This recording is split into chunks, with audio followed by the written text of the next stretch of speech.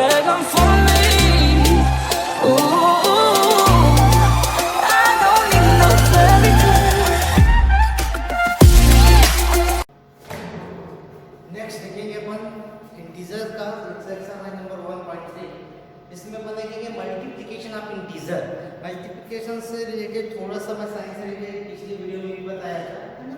अभी देखेंगे कि मल्टीप्लिकेशन को फिर से मैं रिवाइज करूँगा छोटा सा, ठीक है। कि प्लस और प्लस का मल्टीप्लिकेशन हमेशा प्लस होता है, साइन के साथ रहेगा। तो फॉर एग्जांपल 2 × 3 कितना हो जाएगा 6।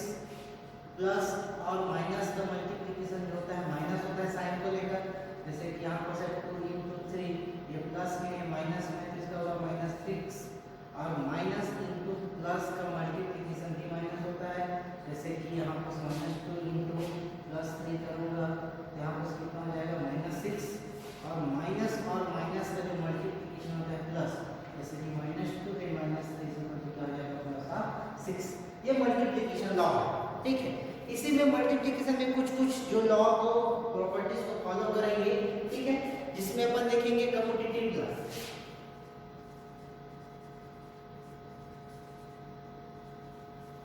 कम्यूटेटिव लॉ का मतलब है कि एक प्लेस से क्या दूसरा प्लेस है, जैसे 2 नंबर्स हैं या 3 नंबर्स हैं, तीनों नंबर्स में क्या एक दूसरे के प्लेस को चेंज कर दिया जाए तो क्या उससे फर्क पड़ेगा। जैसे कि 2 × 3 × -4 है। चलो दो को पहले देख लो। 3 × 2 क्या होगा 6 होगा, और 3 × 2 भी कर दूंगा तो भी क्या होगा 6 होगा। 2 × -3 करूंगा तो -6 आएगा, और -3 × 2 करूंगा तो भी क्या आएगा -6 आएगा। इसको हम क्या बोलते हैं कम्यूटेटिव लॉ। देखो 2 और 3 यहाँ पर से मैंने इसको प्लेस को चेंज कर दिया है तो क्या उससे फर्क पड़ा उसके रिजल्ट पे, उसके प्रोडक्ट पे? नहीं। तो क्या बोल सकते हैं अपन कि इंटीजर्स का जो मल्टीप्लिकेशन पे कम्यूटेटिव लॉ को फॉलो करता है। क्या करता है? ये फॉलो करता है। ऐसा हम कभी भी कर सकते हैं कि उसके प्लेस को चेंज करने से मल्टीप्लिकेशन पे, सिर्फ मल्टीप्लिकेशन का बोल रहा हूं ना, उसमें कोई डिफरेंस नहीं पड़ता है। एक होता है एसोसिएटिव लॉ।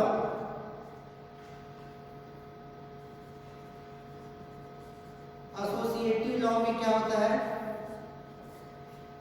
यदि मैं 3 नंबर 4 नंबर से क्या 2 नंबर को पहले मल्टीप्लाई करके तीसरे के साथ करूं या तीसरे के साथ चौथे को करूं तो फॉलो करेगा क्या। जैसे कि 2 × 3 × 4 तो पहले मैं 2 × 3 कर लेता हूं तो क्या आ जाएगा 3 × 6 × 4 तो कितना आएगा 24। लेकिन क्या मैं इसी को 2 × 3 × 4 के मैं पहले इसको करूं इसके साथ करूंगा तो क्या कोई दिक्कत होगा। 4 या 4 रिजल्ट जो है 4 2 यहां पर देखिए 2 × 3 × 4 था तो ये क्या हो गया 4 रिजल्ट जो है तो × 2 कितना हो गया 24। कुछ डिफरेंस आया क्या? नहीं। यहां पर इसका मतलब क्या है कि जो मल्टीप्लिकेशन जो होता है एसोसिएटिव लॉ का फॉलो करता है।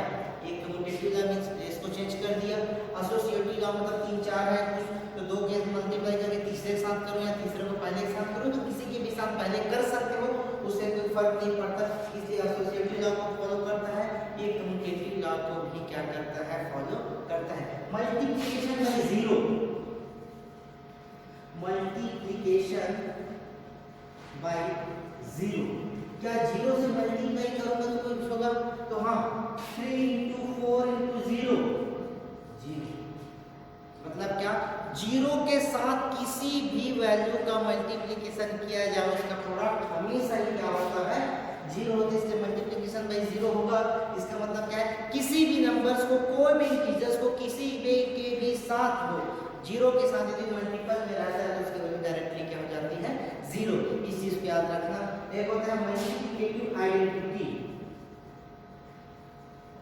Multiplicative identity. 3 को मैं 1 से मल्टीप्लाई करूंगा तो 3 ही आएगा, 1 × 3 करूंगा तो 3 ही आएगा। इसका मतलब क्या है कि किसी भी इंटीजर्स को 1 से मल्टीप्लाई किया जाए तो वही वैल्यू देगा। जैसे किसी भी वैल्यू को 0 से मल्टीप्लाई करने से 0 वैल्यू देता था, लेकिन किसी भी वैल्यू को 1 के साथ मल्टीप्लाई किया जाए तो उसका ओरिजिनल वैल्यू को ही देता है। इसको हम बोलते हैं मल्टीप्लिकेटिव आइडेंटिटी। एक होता है आपका डिस्ट्रीब्यूटिव लॉ, ये बहुत इंपॉर्टेंट है, देखते हैं ना।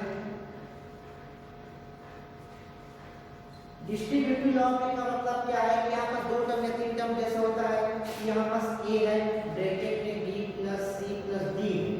इसका मतलब क्या है कि a जो है मैंने पहले बोल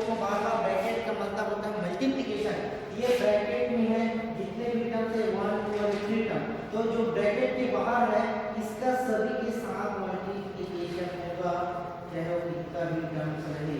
ए का बी के साथ हुआ, ए का सी के साथ हुआ, फिर ए का डी के साथ हुआ, और इसका वही साइन होता है जो साइन इसके माइनस से होता है। इसको क्या बोला जाता है? Distributive law. या इसमें देखा है मतलब में कॉमन निकाल सकते हैं ए, तो वो क्या था अपना डिस्ट्रीब्यूटिव लॉ। तो ये सभी लॉ का यूज करके हम इस एक्सरसाइज को सॉल्व करेंगे। इसको देखना, ठीक है। मैं एक्सरसाइज सॉल्व करने जा रहा हूँ।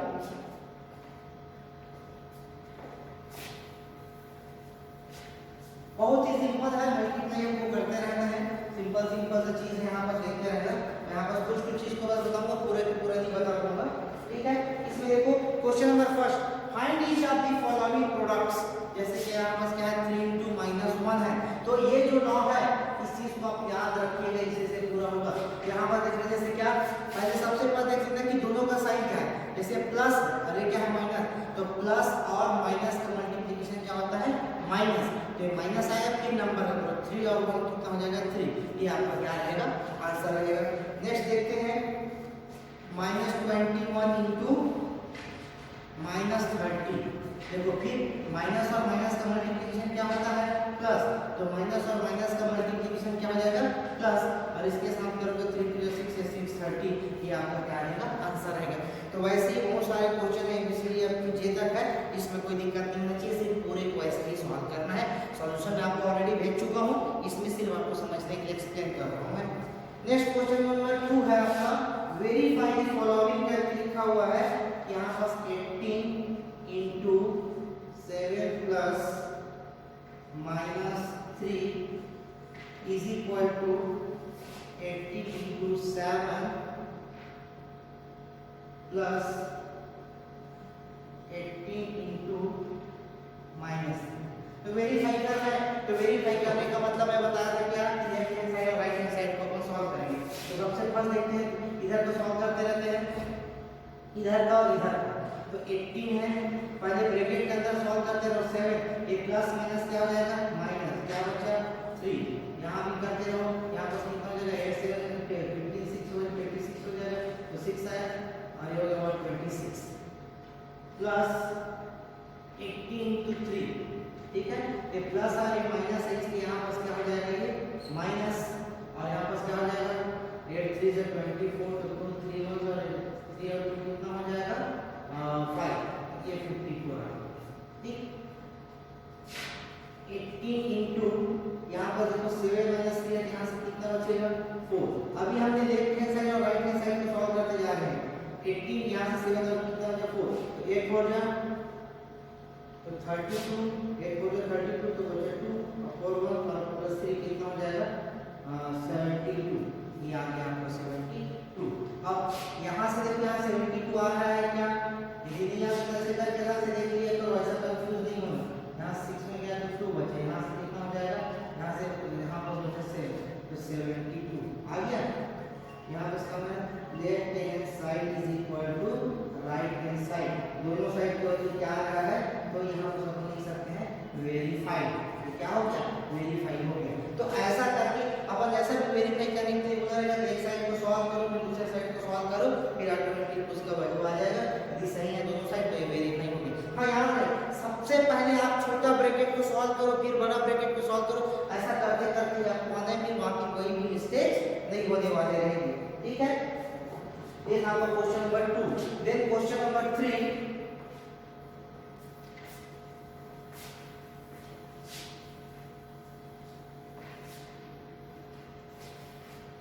क्वेश्चन नंबर 3 में बोला है for any integer a what is -1 into a equal to. यहाँ पर फॉर एनी इंटीजर बोला what is -1 into a equal to. इसके इक्वल क्या होगा? तो माइनस है, प्लस है, तो माइनस प्लस का मल्टीप्लिकेशन क्या होता है? यहाँ पास माइनस होता है। और मैंने पहले बताया कि वर्ग का मल्टीप्लिकेशन किसी के साथ भी उसका ओरिजिनल देगा ये वाला, तो मतलब ये आपका क्या रहेगा? आंसर रहेगा कि ये -a है, ठीक है। नेक्स्ट देखो थर्ड का second, determine the integer whose product with -1 is। Determine the integer whose product with, मतलब -1 के साथ यदि मैं उसका प्रोडक्ट फाइंड आउट करूंगा तो क्या होगा? जो कि क्या देगा बोला है? -22। क्वेश्चन ये बोला है डिटरमाइन द इंटीजर, हमको इस इंटीजर को फाइंड आउट करनी है उस प्रोडक्ट विथ, जिसका प्रोडक्ट, इस प्रोडक्ट का मतलब क्या होता है मल्टीप्लिकेशन, जिसका -1 के प्रोडक्ट के साथ क्या होता है -22 आता है। तो क्या होगा, ये इसके साथ मल्टीप्लिकेशन नहीं है तो मान के चलते हैं क्या x है, तो यहाँ बस या x नहीं है तो हम सोच सकते हैं क्या हो -1 है तो सीधी बात है माइनस तो है, तो माइनस प्लस का मल्टीप्लिकेशन माइनस होता है इसलिए माइनस आ जाए, तो किसके साथ आ गया 22, तो ये हमारा क्या हो जाएगा ये आंसर सीधा डायरेक्ट सोच सकते हो इसका मल्टीप्लिकेशन इसके साथ ये होगा। तो हमको इसी कुछ छोटे-छोटे चीज को हमको क्या करना है ध्यान रखना है और कुछ नहीं। क्वेश्चन नंबर 4 में बोला है देखो starting from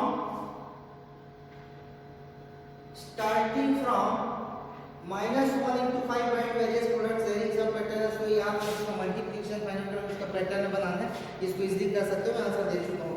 ये भी क्वेश्चन नंबर 4 भी एक क्वेश्चन में बता देता हूँ क्वेश्चन नंबर 4 का, या तो फिर तो सिंपल है आप लोग को पूरा मल्टीप्लिकेशन, ये सिर्फ मल्टीप्लिकेशन का प्रोसेस है, मैं एप्लीकेशन बेस्ड बता देता हूँ। एप्लीकेशन बेस्ड में जैसे देखो 6 7 का 8th में, चलो मैं बता रहा हूँ 8th का क्वेश्चन आप लोग देखिएगा। 8th में क्या बोल रहा है, A cement company earn a profit of ₹8 per bag। यहाँ पास क्या है, यहाँ पास प्रॉफिट दिया हुआ है कितना ₹8 पर बैग, ठीक है।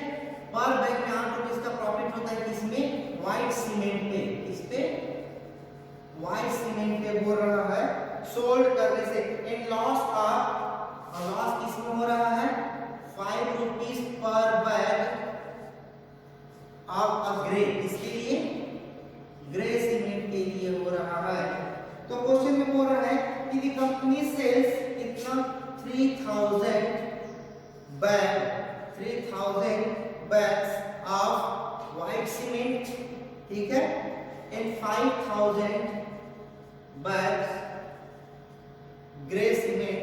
तो पूछ रहा है कि नंबर व्हाट इज प्रॉफिट और लॉस, इसका प्रॉफिट क्या होगा और लॉस क्या होगा। तो देखो क्वेश्चन को पहले समझ लो, क्या बोल रहे हैं क्वेश्चन में कि व्हाइट सीमेंट को जब हम बेचते हैं तो एक बैग में ₹8 का हमको क्या मिलता है प्रॉफिट होता है, ₹8 का प्रॉफिट होता है। लेकिन जब ग्रे सीमेंट बेचते हैं तो ₹5 का लॉस होता है, किसके लिए, ग्रे सीमेंट के लिए।